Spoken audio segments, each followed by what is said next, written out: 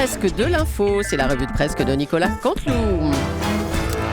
Et c'est Marc-Olivier Fogéal qui est avec nous aujourd'hui. Et oui, bonjour ma Julie, salut Natacha, Thomas, Laurent, Jean-Marc, bonjour à tous. Après tous ces événements depuis une semaine, je suis comme le nouveau Charlie Hebdo, je suis épuisé. Et oui, vous savez, c'est la rupture de stock pour Charlie Hebdo. Alors, il paraît qu'il reste un kiosque, je donne une info pour ceux qui sont vraiment... Ah bon ? Vraiment, qui veulent vraiment un exemplaire. Il reste un kiosque, c'est en Syrie, où il resterait un Charlie Hebdo. Voilà. D'accord. En tout cas, les Français se sont déplacés nombreux pour acheter cet exemplaire. Tout à fait, Julie. Dimanche, les Français marchaient. Hier, ils ont couru carrément jusqu'à leur kiosque. Même Fleur Pellerin a acheté Charlie Hebdo, elle qui n'aime pourtant pas trop lire. Maintenant, Charlie, c'est surtout des dessins. Et oui, mais je sais, c'est compliqué, mais c'est pas facile de dire du mal en ce moment, vu que notre président et ses ministres sont plutôt pas mal. Hein, mais on va réussir parce qu'on a quand même du métier. On compte sur vous, Marco. Allez, on vous écoute pour les titres. Allez, c'est parti. C'est tombé ce matin. Attaque à la Clio sur une policière devant l'Elysée. La piste djihadiste n'a rien donné. La piste délinquant n'a rien donné. La piste Trier-Vélaire n'a rien donné. Arrêtez. En fait, c'est la piste Petit Con qui semble être privilégiée pour l'instant. Vous avez vu, on a réagi sur l'attaque à la Clio. On est réactif. C'est la rédaction. Succès de Charlie Hebdo, 5 millions de numéros vendus, ça fait rêver les autres journaux qui sont en difficulté. Donc déclaration du rédacteur en chef du Figaro. Et les terroristes, venez chez nous, on vous donne Bouvard et Zemmour. Michel Houellebecq, introuvable pour des raisons de sécurité. On a un scoop, on sait où il est, Julie, Thomas. Il est où ? Il est planqué chez un dentiste. Personne ne pensera à le chercher là-bas. Déclaration terrible de Jeannette Bougrabe, je veux mourir. Bon, Jeannette, si tu veux mourir, apprends à dessiner Mahomet. Qu'est-ce que tu veux qu'on te dise ? Oh là là là. Non, mais ça va, humour noir, esprit Charlie, tout ça, quoi. Tu fais pas un dessin, Julie. Allez, classement. Les événements dramatiques des dernières semaines ont bouleversé le classement des prénoms les plus donnés en France. Désormais, les 3 prénoms garçons les plus donnés sont Charlie, Charlie et Charlia. Conseil bien-être, pour enchaîner. Avis aux acheteurs de gourmettes. Même avec le prénom Charlie inscrit dessus, cela ne changera absolument rien. Avec votre gourmette, vous aurez toujours un look de bof. Oui, vous pouvez la sortir, Thomas. Oh là là là. Bon, planquez vos gourmettes. Allez, Laurent, merci. il a HP. Merci Marc-Olivier. Ce sont donc 5 millions d'exemplaires de Charlie Hebdo qui sont finalement en vente cette semaine. Un record de tirage Excusez-moi. Ah, qui est-ce ? Pardon Julie, excusez-moi, je suis désolé d'interrompre votre édition. Valérie Trier-Vélaire, bonjour. Oui, bonjour. Bonjour. 5 millions d'exemplaires de Charlie Hebdo. Oui. Je trouve ça complètement normal. Pardonnez-moi de vous le dire, c'est un tirage parfaitement justifié pour un journal qui, tout de même, symbolise le combat d'une poignée d'hommes contre l'ignorance et la bêtise. D'ailleurs, si vous me le permettez, cher Thomas Soto, pour ceux que ce combat passionne, je leur signale la sortie de mon journal Merci Hebdo. Merci Hebdo, qui raconte la lutte d'une femme contre l'ignorance et le machisme de François Hollande.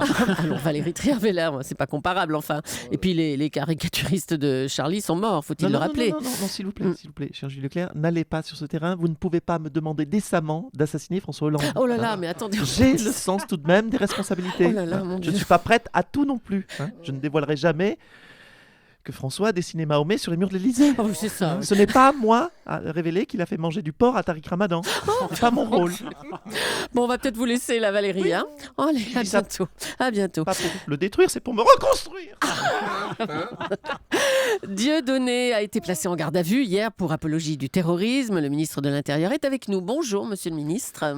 Mesdames, messieurs les députés, mesdames, messieurs les journalistes, madame la sous-préfète, madame sous la table, monsieur le ministre, monsieur Lefto, madame Rouquine en pétard. Je vois que mademoiselle Polony a été victime d'un attentat capillaire. Oui, c'est terrible. Cher docteur Morandini, seigneur Météo, chère madame Pendule. Oui, Décidément, c'est tous j'ai reconnus, là. ordonné, tout à fait, la mise en examen de monsieur Dieudonné Mbalambala. Car on doit être ferme avec ceux qui attisent la haine. Dieudonné a d'ailleurs demandé à me voir. Ah, vous l'avez rencontré ? Qu'est-ce qu'il vous a dit ? Tout à fait, je suis allé le voir au commissariat et il m'a dit très clairement « Vous êtes qui vous ?» Là, j'ai répondu très fermement « Je m'appelle Bernard Cazeneuve ». Ce à quoi il a répondu « Ok, je m'en fous, moi je m'en fous de Bernard Chassenège, moi je veux voir le ministre de l'Intérieur ». J'ai répondu « C'est moi », il m'a répondu « C'est ça » et moi je suis Elie Semoun. Vous voyez que nous avançons, nous progressons, le dialogue a été presque constructif. Oh non, mais c'est pas possible. Bon, on va revenir sur cette info effrayante. L'un des deux frères Kouachi, auteur de la tuerie de Charlie Hebdo, a été employé de la mairie de Paris pendant 2 ans, de 2007 à 2009. Bertrand Delanoë, vous étiez maire de Paris à l'époque. Oui, ça va Meloukoum, ça va. J'espère que je peux faire encore ce genre de vanne. Oh oui, allez-y. Bien. Alors, monsieur Delanoë, Saïd Kouachi était ambassadeur du tri sélectif à la mairie de Paris. Il a été décrit comme endoctriné, ingérable, avant d'être licencié. Vous l'aviez rencontré, vous ? Si je connaissais Saïd Ah ben un peu, ma neveu.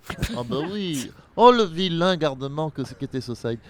Et que je veux tout faire péter dans la mairie. Et que je vais t'égorger chien infidèle.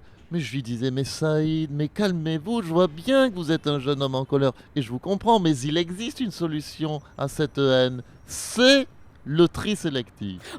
Le tri sélectif, c'est la réponse au fanatisme religieux. Je crois que chacun est d'accord là-dessus. Mais enfin, vous pensiez vraiment que vous alliez remettre dans le droit chemin un terroriste en le nommant ambassadeur du tri sélectif ? Mais bien Franchement. sûr, Ah mais bon. bien sûr.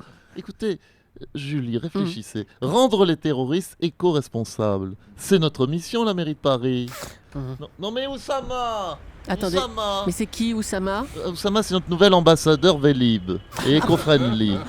Oussama, Éco-friendly. posez cette Kalachnikov, voulez-vous? Oh là là là là.